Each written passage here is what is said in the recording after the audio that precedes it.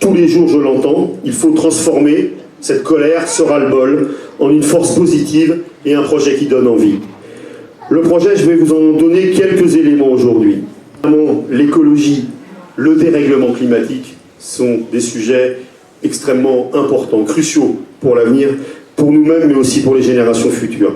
Les leviers pour agir sur ce sujet sont multiples, vraiment très importants, et les collectivités locales sont des acteurs majeurs pour la préservation de notre planète. Il faut que Blanc-Ménil prenne tout son rang dans ce combat-là. D'abord, Stamp au béton, on s'est amusé, enfin amusé, c'est pas forcément le terme, mais Hervé Bramy, qui est là, a fait une démonstration au conseil municipal de jeudi dernier, en prenant les 66 projets immobiliers qui ont été construits dans les 6 ans qui viennent. Hypothèse basse dans les estimations, mais des estimations basées sur des données scientifiques. On a coulé dans cette ville 93 000 tonnes de béton, soit 74 millions de kilos de CO2.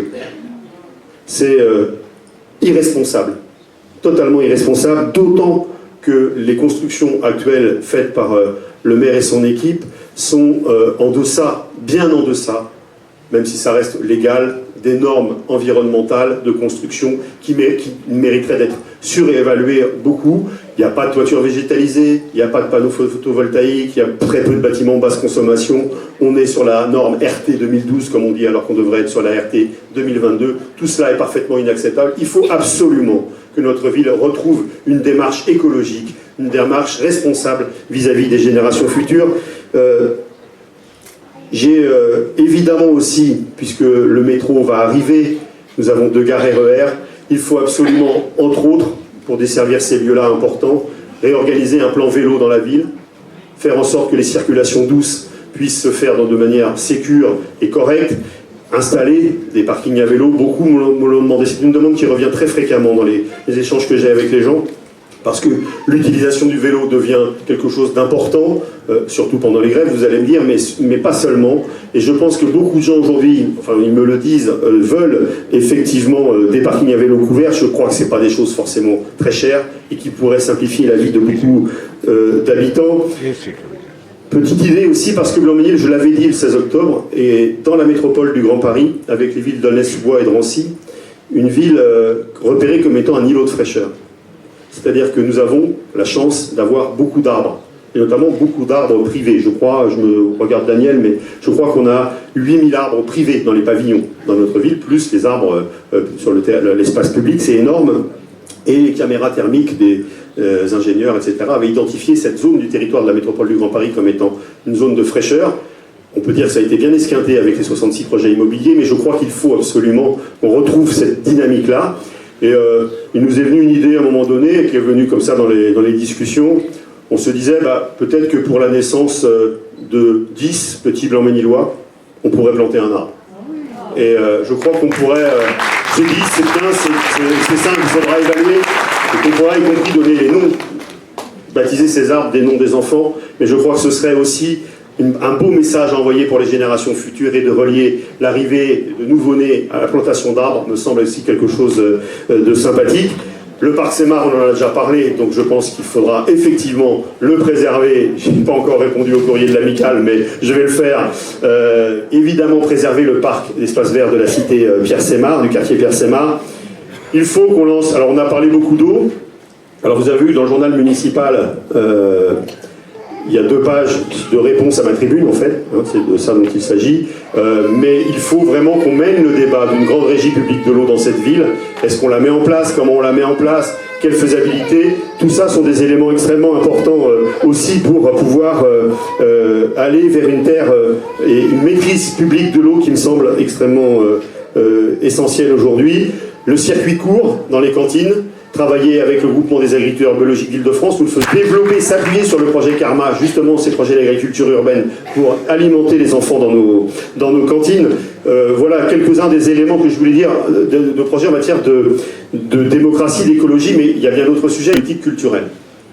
Et je pense qu'il faut que nous renouons avec cette politique culturelle-là, c'est-à-dire une politique des équipements culturels qui sont des lieux de création, même si ça fait débat, même si ça fait discussion, confrontons nos points de vue, et je crois que nous avons intérêt à faire en sorte que ces équipements comme le 2 pièces cuisine, nous sommes comme l'ex-forum Théâtre du Blanc-Ménil, soient des lieux de création culturelle où on a des politiques d'aller vers les autres, d'aller vers les habitants de cette ville pour leur faire découvrir des arts, des œuvres qu'ils ne connaissent pas parce qu'elles ne sont pas dans le paysage médiatique que l'on connaît aujourd'hui.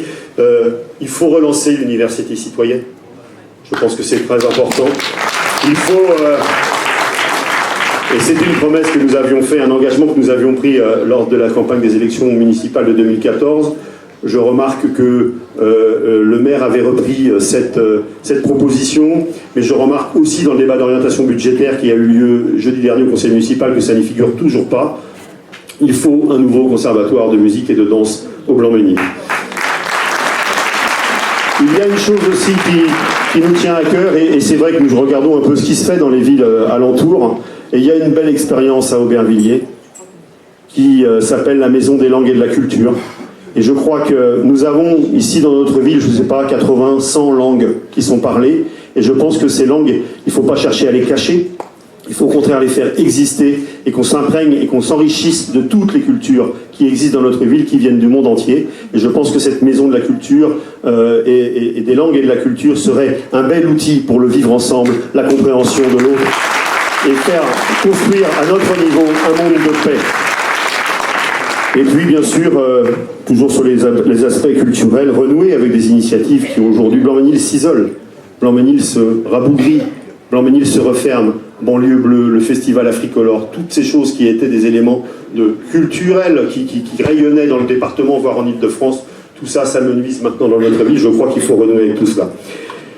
Et puis Blanc-Ménil, ça aussi, ça ne figure absolument pas, et je l'ai fait remarquer au maire jeudi dernier, un document de 20 pages qui parle des orientations budgétaires de la ville, pas un mot sur le chômage, la précarité, les bas salaires, la pauvreté, tous ces éléments qui sont quand même constitutifs, malheureusement, de la vie de bon nombre d'entre nous. Il faut donc développer des politiques de solidarité. Il n'y a plus d'assistantes sociales. Il nous a dit qu'il y en avait 7, je crois, découvre des assistantes sociales. Il faut réembaucher immédiatement de nombreuses assistantes sociales dans notre ville. Il faut également embaucher et mettre à disposition à la mairie, mais aussi dans les maisons pour tous, des écrivains et des écrivaines publics pour aider les gens à faire leur démarche. Il n'y en a plus aujourd'hui dans la ville.